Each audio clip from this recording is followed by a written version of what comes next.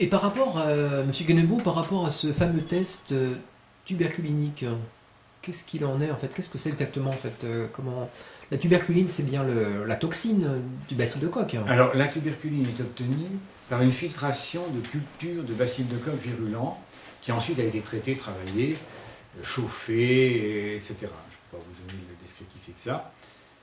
Et cette tuberculine, elle a d'abord été utilisée par Koch, on l'appelait à ce moment-là la lymphe de Koch, dès 1890, pour traiter la tuberculose. Koch et surtout le ministère allemand de la Santé a cru que son savant avait découvert le remède contre la tuberculose. Ça a été annoncé triomphalement, et des milliers de tuberculeux, y compris les Français d'ailleurs, ont convergé vers Berlin pour se faire soigner par Koch. Et ça a été une véritable catastrophe. Les injections de tuberculine sur des tuberculeux, la tuberculose flambait, c'est absolument terrible. Ça a été un très grand échec, dont Koch ou Koch ne s'est jamais remis vraiment. Ensuite, on a essayé de l'utiliser autrement. Vers 1910, on a décidé de l'utiliser pour dépister la présence du bacille de Koch par une réaction. C'est ce qu'on a utilisé pendant très longtemps, et c'est ce qu'on a fait en 1959 au collège, et pendant des années. Et puis, Calmette et Guérin ont affirmé que le test tuberculinique post-BCG prouvait, s'il était positif, l'efficacité du BCG. C'est-à-dire qu'avant de faire le BCG, on fait un test, s'il est négatif, on fait le BCG, on recommence un test quelque temps après, s'il est positif, la variation de réaction est attribuée à l'action du BCG, sans doute d'ailleurs, mais interprétée comme signifiant l'installation d'une protection. Et on a martelé cela en France pendant très longtemps, jusqu'à reconnaître que ce n'est pas vrai, qu'un test tuberculinique positif après le BCG ne montre en rien le maintien de l'immunité. On a même recommandé, l'OMS a recommandé dès 1995, d'une part d'arrêter de pratiquer des tests tuberculiniques post-BCG, et même de limiter le nombre de vaccinations BCG reçues par un individu à une seule injection de BCG par individu. Alors qu'en France, à l'époque, on en faisait encore éventuellement 3 ou 4. On voulait même à tout prix faire virer le test.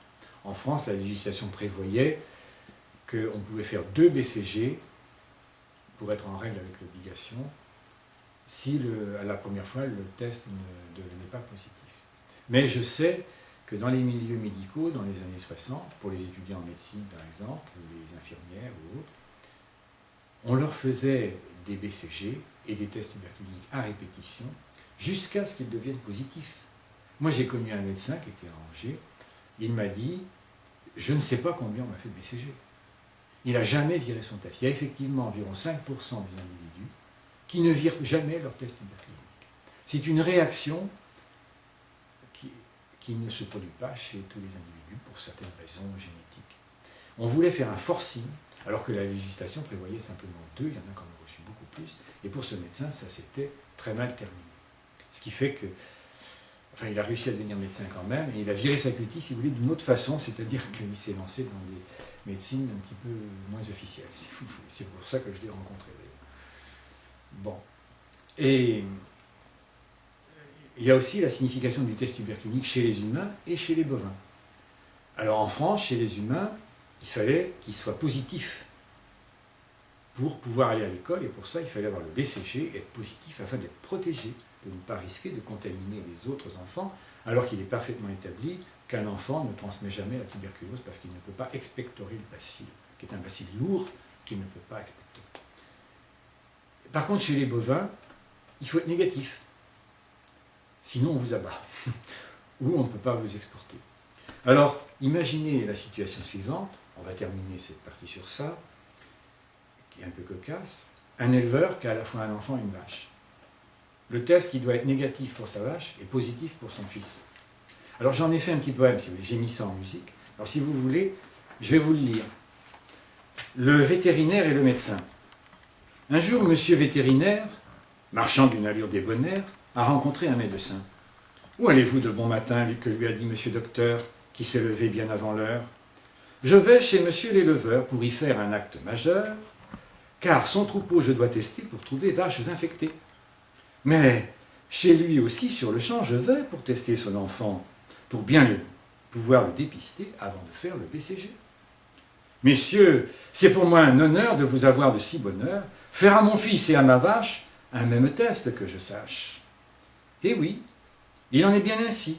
Je vois que vous avez compris, a pu lui dire le médecin, piquant son fils, mine de rien. Plus tard, les voilà revenus fidèles au rendez-vous tenu. « Ah, quel malheur, mon pauvre ami! C'est que votre vache a bien pris. Très grand danger pour le troupeau. Il va falloir la faire tuer, sinon elle va contaminer tour à tour vos vaches et leurs veaux. Mais dites-moi, pour mon enfant je crains, qu'en est-il vraiment? Il est négatif, mon ami. Ah bon, me voilà rassuré. Je crains que vous dussiez le tuer. Je suis désolé, mon ami. À l'école ne pourra aller, car pour les autres, grand danger. Ah, quelle misère, quel grand malheur de voir l'un et l'autre rejetés par les lois de la société. Vous me trouvez désespéré, je n'ai plus qu'à me suicider, car voir ma vache calcinée et mon enfant rester cloîtré, cela ne peut le supporter. La solution, le BCG sur votre enfant à pratiquer, dit le médecin à l'éleveur pour lui enlever sa rancœur. D'ailleurs, il est obligatoire, ce sera pour vous un devoir. Mais alors pourquoi ne l'avoir fait sur ma vache avant ce fait? Mais parce que c'est interdit, lui dit le médecin d'épis. Si pour le vrai c'est positif, et pour le bien c'est négatif, j'ai pas dû faire assez d'études pour mieux saisir ces lois si rudes, se dit l'éleveur en secret, en préférant se faire discret. Et si tout cela c'était nul, se dit-il encore dans sa bulle. Vous pouvez expliquer un petit peu, un peu plus là, justement ce fait que il faut qu'il soit négatif pour... Enfin, s'il est négatif pour les bovins, c'est une catastrophe. Non, c'est bon. C'est bon. Et pour les humains? Et pour les humains, c'est le contraire. Tout au moins en France. Ah, parce qu'en plus, ça change selon les pays. Ah ben oui, par exemple, aux États-Unis, où on ne fait pas le BCG, il faut que les gens soient négatifs. S'ils sont positifs, on considère qu'ils sont infectés par un bacille de coque, et à ce moment-là, on leur demande de prendre des antituberculeux, alors qu'ils n'en ont pas forcément besoin. Et ça peut être très nocif pour eux. S'ils font, par exemple, une hépatite médicamenteuse après un antituberculeux, donc ils ont le foie abîmé, ça va être très gênant pour eux toute leur vie.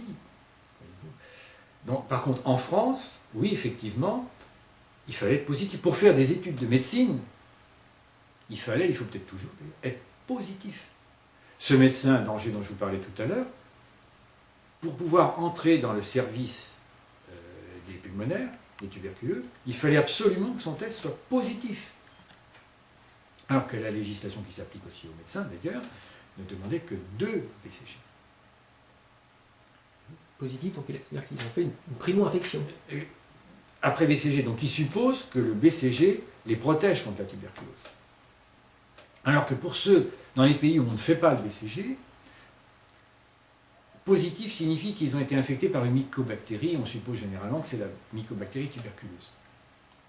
C'est pourquoi les militaires américains qui étaient tous testés au service militaire, s'ils étaient positifs, on les considérait comme infectés par un bacille de coque, et ils n'allaient pas au Vietnam. Alors qu'en France, un militaire, pour l'envoyer en expédition, si vous voulez, on pouvait considérer au contraire qu'il devait être protégé contre la tuberculose, et que par conséquent, il devait être positif après son BCG. Pour les militaires, je ne peux pas vous l'assurer, je ne connais pas bien la législation, mais pour les médecins, c'est comme ça que ça fonctionnait à une certaine époque. Au-delà même de la législation, dans les années 60. Et donc pour les bovins? Eh bien pour les bovins, il faut qu'ils soient négatifs, sans BCG bien sûr, le BCG étant interdit, pour pouvoir vérifier, autrement le BCG fausserait la signification du test, pour pouvoir certifier qu'ils ne sont pas infectés par un bacille tuberculeux. Donc les deux versions, voyez-vous, négatifs pour pouvoir être sûr qu'ils ne sont pas infectés par un bacille tuberculeux, donc vous ne risquez pas d'être contagieux ou de le devenir dans un avenir prévisible. Et chez les humains en France,